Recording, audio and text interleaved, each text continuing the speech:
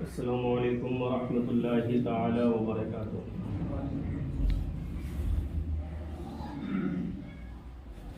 نحمده ونصلي ونسلم على رسوله الكريم اما بعد فاعوذ بالله من الشیطان الرجیم بسم اللہ الرحمن الرحیم والذی جاء بالصدق وصدق به اولئک هم المتقون۔ صدق اللہ العظیم وصدق رسولہ النبی الامین المتین الکریم ونحن علی ذلک لمن الشاہدین والشاکرین والحمد للہ رب العالمین۔ برادران ملت اسلامیہ، خطبہ مسئولہ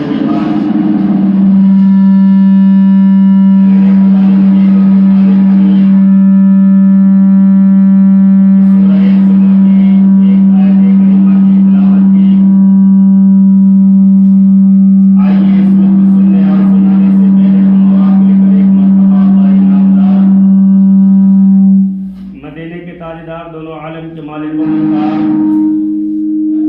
جناب احمد مصطفیٰ محمد مصطفیٰ صلی اللہ علیہ وسلم کی مقدس بارگاہ میں انتہائی عقیدت و محبت کے ساتھ درود پاک کا نذرانہ پیش کرے۔ پڑھیے بآواز بلند اللہم صلی علی سیدنا شفیعنا حبیبنا نبینا مولانا محمد بارک وسلم صلو علیہ صلاۃ و سلاما علیک یا رسول اللہ صلی اللہ تعالی علیہ وسلم۔ برادران ملت اسلامیہ،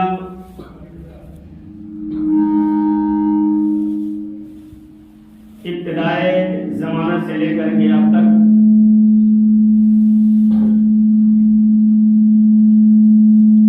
یعنی حضرت آدم علیہ السلام کو دنیا میں آنے کے بعد سے لے کر کے اب تک اور صبح قیامت تک ہر قوم، ہر انسان کے لیے، ہر قوم کے لیے، اللہ کے ہر بندے کے لیے یہ ضروری ہے کہ وہ اپنے اکابر، اپنے سے پہلے والے اللہ کے جو نیک بندے ہمارے اور آپ کے درمیان سے گزرے ہیں، ان کی حیات مبارکہ کے بارے میں معلوم کرنا، ان کی زندگی کے حالات کو جاننا، اور جاننے کے بعد ان اللہ کے مقدس بندوں کی سیرت کو، طریقے کو مکمل طور پہ نہ صحیح لیکن جتنا ہو سکے ہر انسان کے لیے ضروری ہے کہ ان نیک بندے جو ہمارے اور آپ کے درمیان سے چلے گئے، ہم سے پہلے چلے گئے، لیکن جنہوں نے اللہ کے لیے اپنی زندگی کو گزار کر کے گئے ہیں، ان کے طریقے پر چلنا یہ ہم سب کے لیے ضروری ہے۔ اور یہ کوئی ایسی بات نہیں بلکہ اللہ تبارک و تعالیٰ نے ہر قوم کے لیے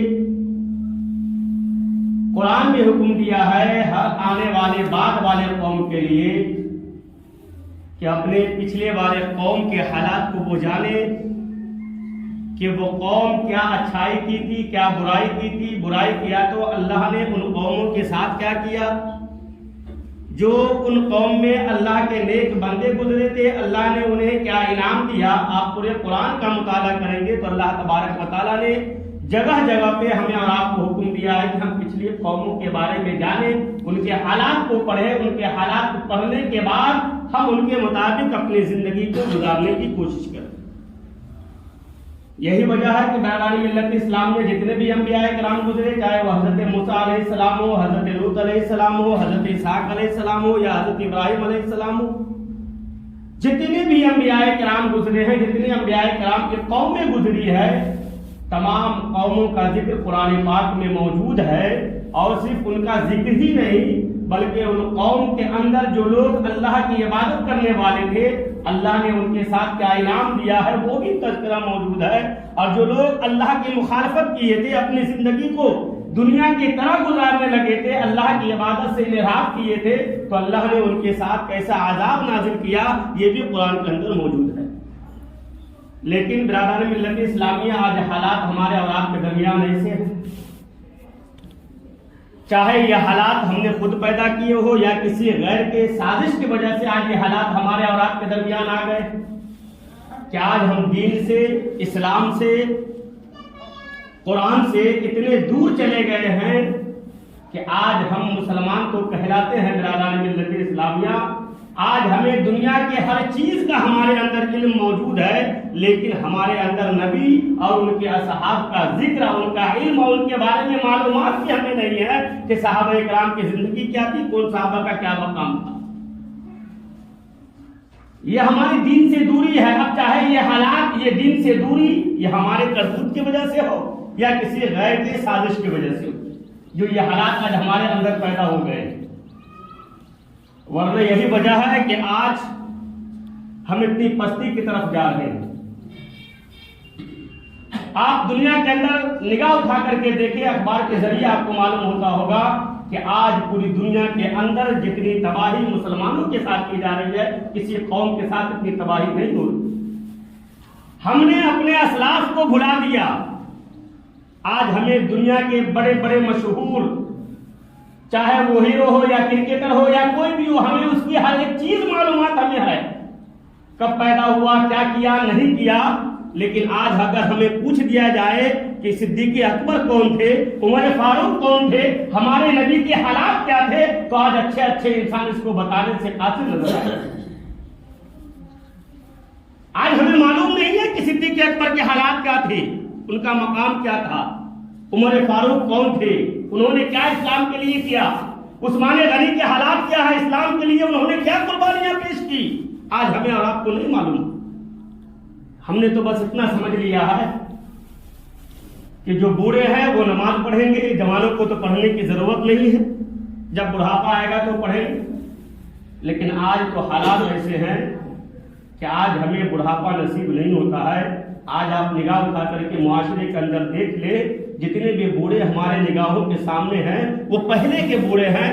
ابھی کے لوگوں کو بوڑھا ہونے کا مہلت نہیں ملتا ہے، وہ دنیا سے چلے جاتے ہیں۔ ابھی کے لوگوں میں آپ کو ایک بھی بوڑھا دکھائی نہیں دے گا۔ اتنی عمریں کم ہو گئی آج ہماری عمریں کم ہو گئی ہے، 60 سال بہت زیادہ ہو گیا جو انسان آج کے انسان 70 سال وہ زندگی دنیا میں گزار دیتا ہو، ورنہ وہ پہلے کے لوگ تھے جو 80 سال 90 سال یا 100 سال جیا کرتے تھے، آج وہ مہلت ہمیں نہیں ملتی ہے۔ لیکن آج بھی ہم اللہ سے دور ہیں۔ ہم اپنی جوانی کو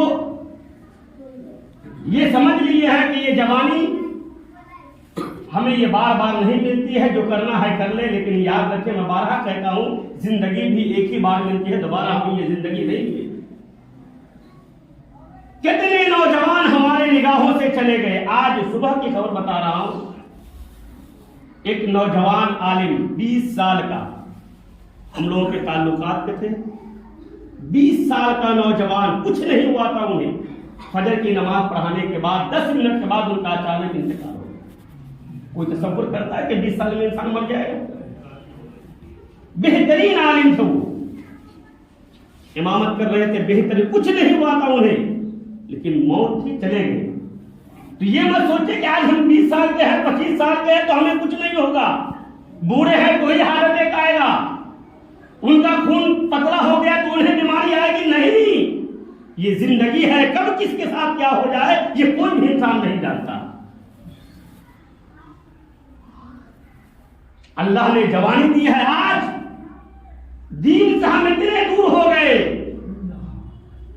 اور 10 سال کے بعد دیکھیے گا برادران ملت اسلامیہ، اللہ نہ کرے کہ وہ دن ہمارے درمیان آئے، 20 سال کے بعد دیکھیے گا کہ انسان دین سے اور زیادہ دور ہو جائے، کیونکہ چاہت نہیں ہے۔ آج نبی کے بارے میں ہمیں نہیں معلوم ہے، نبی کا ہم کلمہ پڑھتے ہیں تو صدیق اکبر کے بارے میں کیا معلوم ہوگا؟ لیکن آپ کسی کرکٹر ہو کی تاریخ اٹھا کر کے کسی نوجوان سے پوچھ لے، آپ کو پورا ہسٹری وہ بتاتا ہوا نظر آئے۔ وہی قوم کامیاب ہوتی ہے جو اپنے اسلاف کی زندگی کی تاریخ کا مطالعہ کر کر کے ان کی زندگی کے مطابق اپنی زندگی گزارنے کی کوشش کرتا ہے۔ اور جو قوم اپنے اسلاف کی تاریخ کو بھلا دیتی ہے، پھر وہ قوم دنیا میں سر اٹھا کر کے جینے کے قابل نہیں رہتا۔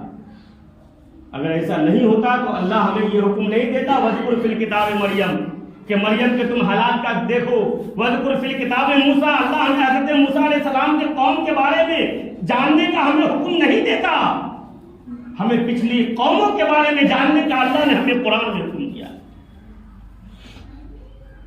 برادران ملت اسلامیہ، میں نے جس آیت کریمہ کی تلاوت کی، چونکہ آج کا جو مبارک دن ہے، آج تو ویسے بھی ایک مبارک دن ہے کہ آج جمعہ کا دن ہے، تمام دنوں میں سب سے افضل دن جمعہ کا دن ہوتا ہے۔ یہ یوں کہہ لیں کہ یہ عید کا دن ہے، اللہ تبارک و تعالیٰ آج کے دن مردوں پر سے عذاب کو بھی ہٹا لیتا ہے، اور بہت سارے ایسے مردوں کو اللہ جہنم سے آزاد کرتا ہے جن کے اوپر جہنم واجب ہو چکی ہے۔ اسی لیے کہا گیا ہے کہ جمعہ کے دن قبرستان جا کر کے دعائیں کرنا چاہیے مرحوم کے لیے، کیونکہ آج کے دن مرحومین کے اوپر سے اللہ عذاب کو ہٹا لیتا ہے۔ تو آج تو یوں ہی مبارک دن ہے ہمارے لیے، دعائیں قبول ہوتی ہے جمعہ کے دن، لیکن آج ایک اور مبارک دن ہے کہ آج خلیفہ اول تمام نبیوں کے بعد جس انسان کا سب سے زیادہ مرتبہ ہے، نبیوں کے بعد حضرت ابوبکر صدیق رضی اللہ تعالی عنہ کا یوم وصال ہے۔ آج ہی کے دن حضرت ابوبکر صدیق رضی اللہ تعالی عنہ کا وصال ہوا۔ ہمیں تو بہت سارے لوگوں کا برتھ ڈے یاد رہتا ہے نا، کہ وہ فلاں دن کو پیدا ہوئے تھے، وہ اپنا تو بھول جاتا ہے انسان، لیکن بڑے بڑے لوگوں کا نہیں بھولتا، دنیا کے لوگوں کا۔ آج حضرت ابوبکر صدیق کے یوم وصال کا دن ہے۔ آج ہمیں کیا کرنا چاہیے؟ ان کے نام سے فاتحہ کا اہتمام کرنا چاہیے۔ ابوبکر صدیق رضی اللہ تعالی عنہ کا اسلام پہ، اور صرف اسلام ہی پہ نہیں بلکہ حضور نے خود فرمایا کہ سب سے زیادہ مجھ پر اگر کسی کا احسان ہے، چاہے وہ مال کے ذریعے ہو یا محبت کے ذریعے ہو یا جان کے ذریعے، اگر کسی کا احسان محمد پر سب سے زیادہ ہے تو وہ ابوبکر صدیق رضی اللہ تعالیٰ عنہ کی ذات ہے۔ بہت بڑا احسان ہے حضرت ابوبکر صدیق کا اسلام کے اوپر اور ہمارے آقا حضور اکرم صلی اللہ تعالیٰ علیہ وسلم پر۔ جب جان کی باری آئی تو ابوبکر صدیق نے جان لگانے کے لیے تیار ہو گئے۔ جب مال کا وقت آیا تو آپ نے سنا ہوگا کہ گھر کے اندر جتنے سامان تھے، جھاڑو تک بھی حضور کی بارگاہ میں لے کر کے پہنچ گئے۔ بڑا مشہور ہے نا واقعہ حدیث وہ، کہ جب حضور نے حکم دیا تھا کہ جہاد کے لیے مجھے مال کی ضرورت ہے، عمر فاروق حضرت ابوبکر صدیق سے زیادہ مال والے تھے، ان کی خواہش تھی کہ میں کبھی بھی صدیق اکبر سے کسی چیز میں آگے نہیں بڑھ پاتا ہوں، آج اچھا موقع ہے، میرے پاس مال زیادہ ہے، حضور نے حکم دیا ہے مال جمع کرنے کے لیے، میں صدیق اکبر سے زیادہ مال لے جاؤں گا، آج میں صدیق اکبر سے آگے بڑھ جاؤں گا۔ بڑا مشہور حدیث ہے یہ، کوئی واقعہ نہیں۔ گئے لے کر کے حضرت عمر فاروق نے اپنے مال کا 2 حصہ کیا، ایک حصہ اپنے گھر میں اپنے بال بچوں کے لیے رکھا اور ایک حصہ نبی کی بارگاہ میں لے گئے۔ اس کے بعد حضرت ابوبکر صدیق بھی اپنے سامان کو، مال کو لے کر کے نبی کی بارگاہ میں آئے۔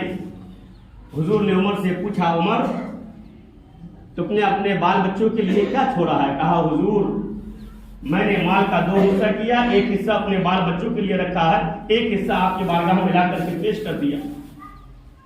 حضور نے صدیق اکبر سے پوچھا، صدیق اکبر تم نے بال بچوں کے لیے کیا چھوڑا ہے؟ کہا یا رسول اللہ میں نے بال بچوں کو اللہ اس کے رسول کے حوالے کر دیا ہے، جتنا مال تھا میرے پاس، یہاں تک کہ گھر کا جھاڑو بھی لے کر کے نبی کی بارگاہ میں لے کر کے آ گئے۔ اب عمر فاروق سوچنے لگے کہ میں آج بھی آگے نہیں بڑھ پایا، تو خلوص ہونا چاہیے۔ ایک مرتبہ حضرت عائشہ کو حضور صلی اللہ علیہ وسلم نے آسمان کی طرف اشارہ کر کے ارشاد فرمایا کہ اے عائشہ جانتی ہو آسمان میں جتنے ستارے ہیں کوئی بھی انسان آسمان کے ستارے کی گنتی نہیں کر سکتا۔ حضور فرماتے ہیں اے عائشہ تم آسمان میں جتنے ستارے کو دیکھ رہی ہو ان ستاروں سے زیادہ نیکی حضرت عمر فاروق کا۔ اب حضرت عائشہ کا چہرہ اتر گیا، کیونکہ حضرت صدیق اکبر کی بیٹی تھی حضرت عائشہ۔ کہا کہ میرے ابو تو خلیفہ اول ہے، میرے ابو کا یہ مقام ہے، لیکن نیکی عمر فاروق کا زیادہ ہے۔ فوراً پوچھ لی، عرض کی کہ یا رسول اللہ پھر میرے ابا جان صدیق اکبر کی نیکی کتنی ہے؟ کہا اے عائشہ جتنے آسمان میں ستارے ہیں ان سے زیادہ نیکی عمر فاروق کا ہے، اور جتنے آسمان میں ستارے ہیں ان تمام ستاروں کے برابر ہے صدیق اکبر کی ایک نیکی کافی ہے جتنا آسمان میں ستارہ موجود۔ یہ صدیق اکبر کا مقام ہے۔ مسجد نبوی جو آج ہم دیکھ رہے ہیں نا، جہاں روضہ رسول ہے، وہ زمین خرید کر کے سب سے پہلے دینے والی ذات حضرت ابوبکر صدیق کی ذات ہے، جہاں روضہ رسول موجود ہے۔ بعد میں حضرت عثمان غنی نے اس کے قرب و جوار کی زمینیں خرید کر کے مسجد نبوی کو دی، لیکن سب سے پہلے خرید کر کے دینے والی ذات حضرت ابوبکر صدیق کی ہے۔ جنت البقیع کی جو زمین ہے، جو قبرستان ہے، وہ قبرستان بھی خرید کر کے دینے والی ذات حضرت ابوبکر صدیق کی ذات۔ اور صرف اتنا ہی نہیں، ایک مسلمان جو کلمہ پڑھنے والا ہو اس کی تکلیف اگر مومن ہوگا تو کسی مومن کو کسی دوسرے مومن کی تکلیف برداشت نہیں ہوگی۔ ایک بات یاد رکھیں، اگر ہمارا ایمان زندہ ہے، اگر ہمارے دل کے اندر ایمان کی مٹھاس باقی ہے، تو ہم کسی مومن کو چاہے وہ کہاں کہیں کا بھی رہنے والا ہو، اگر وہ کلمہ پڑھنے والا مومن مسلمان ہے تو ایک مومن اس کی تکلیف کو کبھی برداشت نہیں کرے گا۔ اور یہ دیکھنا ہو تو صدیق اکبر کی ذات کو دیکھو۔ ایک مرتبہ حضرت ابوبکر صدیق رضی اللہ تعالی عنہ مکہ کی گلیوں سے گزر رہے تھے، کیا دیکھتے ہیں کہ کالا کلوٹا غلام ہے جس کا آقا گرم ریت پہ، گرم پتھر پہ لٹا کر کے اسے کوڑوں سے مار رہا ہے، اس کی زبان سے صرف ایک ہی الفاظ نکلتی ہے، احد احد کا نام لگا رہا ہے۔ صدیق اکبر کے قریب پوچھا کون ہو؟ کہا نام میرا بلال حبشی ہے۔ کہا تمہیں کیوں مار رہا ہے تمہارے آقا؟ کہا میں اللہ کو مانتا ہوں، اللہ کا نام لیتا ہوں، یہ کافر ہے اس لیے مجھے مارتا ہے۔ صدیق اکبر نے کہا تو کیا ضرورت ہے تمہیں زور سے بولنے کی، دل میں کہہ لو، تمہیں اتنی تکلیف اٹھانے کی کیا ضرورت ہے، کافی ہے۔ لیکن جو انسان اللہ اس کا رسول کا ہو جاتا ہے نا صحیح معنوں میں، پھر اسے دنیا کی تکلیف دکھائی نہیں دیتی۔ وہاں تو کہہ دیے ٹھیک ہے، کچھ دن کے بعد پھر گزرے، دیکھے پھر اسے تکلیف دیا جا رہا ہے۔ بڑے بڑے پتھر کو بلال حبشی کے بدن پہ، کھلے بدن پہ گرم گرم پتھر رکھ کر کے کوڑوں سے اسے مارا جا رہا ہے۔ صدیق اکبر کو تکلیف برداشت نہیں ہوئی کہ اللہ کا ماننے والا بندہ دنیا میں تکلیف جھیلے، صدیق اکبر کو گوارا نہیں ہے۔ گئے اس کے مالک کے پاس، کہا تم اس غلام کو بیچنے کی قیمت کیا لوگے؟ تم منہ مانگی قیمت لے لو، اس غلام کو مجھے دے دو۔ اب وہ کافر من ہی من میں بہت خوش ہوا کہ اچھا موقع آیا ہے مجھے۔ ہوتا نا جو دنیاوی لالچ کے ہوتے شکار ہوتے، جو دنیا ہی جس کے لیے سب کچھ ہوتا ہے نا، جو دنیا ہی کو سب کچھ سمجھ بیٹھتا ہے، وہ انسان اللہ اس کے رسول کے کسی بھی چیز کو یاد نہیں رکھتا ہے۔ اسے تو بس ایک ہی چیز یاد رہتی ہے کہ کہاں سے مال آئے کہ میں مالدار بن جاؤں۔ اس نے کہا کہ مجھے دینار نہیں چاہیے، مجھے درہم نہیں چاہیے، تمہارے پاس رومی ایک غلام ہے جو بہت حسین ہے، بہت خوبصورت ہے، مکہ میں اس سے زیادہ غلام کوئی موجود نہیں تھا جو روم کا رہنے والا تھا، جو حضرت ابوبکر صدیق کا غلام تھا۔ وہ بڑا حسین، بڑا خوبصورت تھا۔ وہ اس یہودی نے کہا کہ تم اس کالے کلوٹے بلال کے بدلے میں تم اس مجھے حسین و جمیل غلام کو دے دو، تم اسے لے جاؤ۔ صدیق اکبر نے کہا ٹھیک ہے۔ اپنے حسین و جمیل غلام جو رومی غلام تھا اس یہودی کو دیا، بلال حبشی کو لیے نبی کی بارگاہ میں گئے۔ نبی کی بارگاہ میں گئے کہ یا رسول اللہ، یہ بلال حبشی ہے، آپ کا نام لینے والا ہے، اللہ کو ماننے والا ہے، اسے تکلیف دیا جا رہا تھا، میں نے اسے خرید لیا، میں آپ کی بارگاہ میں پیش کرتا ہوں، آپ چاہے تو اسے آزاد کر دے۔ حضور نے فرمایا ہے صدیق، اس نیک کام میں کاش تم مجھے ساتھ کر لیتے، مجھے بھی اس میں حصہ لینے کے بارے میں کہہ دیتے، میں بھی اس میں حصہ لیتا۔ صدیق اکبر نے عرض کیا کہ یا رسول اللہ، میں بھی آپ کا غلام ہوں، یہ بھی آپ کا غلام ہے، آپ جو چاہے کرے، اللہ کے رسول نے اسی وقت حضرت بلال حبشی کو آزاد کر دیا۔ صدیق اکبر کو آقا علیہ السلام نے ارشاد فرمایا کہ اے صدیق اکبر تم نے اچھا سودا کیا ہے، تم نے ایک مسلمان کو دنیاوی تکلیف سے بچانے کے لیے اپنی قیمتی چیز کو اللہ کے لیے آپ نے دے دیا ہے، اللہ تبارک و تعالیٰ آپ کو اس کا بہترین اجر دے گا۔ حالانکہ ان کی کوئی رشتہ داری نہیں تھی حضرت صدیق اکبر کی بلال حبشی سے، کوئی رشتہ داری نہیں تھی، صرف اللہ کا نام لینے والا تھا، نبی کو ماننے والا تھا، تکلیف برداشت نہیں۔ آج تو ہم تکلیف دینے کی کوشش کرتے ہیں، ہم تو سوچتے ہیں کہ ہمارے پاس طاقت ہے تو ہم کیسے کسی غریب کو تکلیف دیں، ہمارے پاس پیسہ ہے تو ہم کیسے کسی کو دبا دیں۔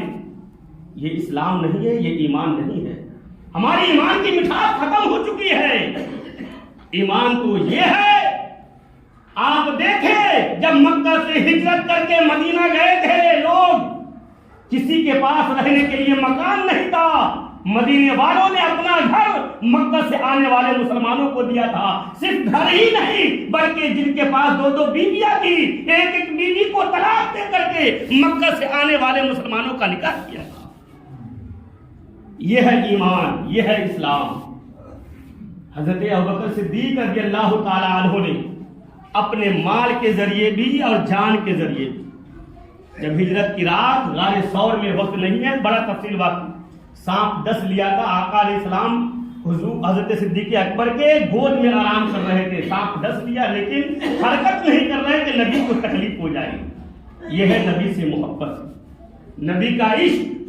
جب آنکھوں سے آنسو گر گئے، نبی بیدار ہوئے، کہا کیا ہوا؟ کہا حضور سانپ نے کاٹ لیا۔ کہا تم نے جگایا کیوں نہیں؟ کہا صدیق اکبر کو یہ گوارا نہیں ہے کہ نبی کے آرام میں خلل دے دے، نبی آپ آرام کر رہے تھے اس لیے میں آپ کو جگانا گوارا نہیں۔ کتنا بڑا اتنا بڑا یہ ادا پسند آیا کہ اللہ نے اس کا ذکر قرآن میں نازل کر دیا۔ اور صدیق اکبر وہ ہے کہ اللہ نے قرآن میں کہا کہ یہ صحابی ہے، اذ یقول لصاحبہ لا تحزن ان اللہ معنا۔ جب سارے مکہ والے حضور کے پیچھے لگے ہوئے تھے تو اللہ کے رسول اللہ نے ارشاد فرمایا اے صدیق اکبر گھبرانے کی ضرورت نہیں ہے، لا تحزن ان اللہ معنا، تم غم مت کرو اللہ تمہارے ساتھ ہے۔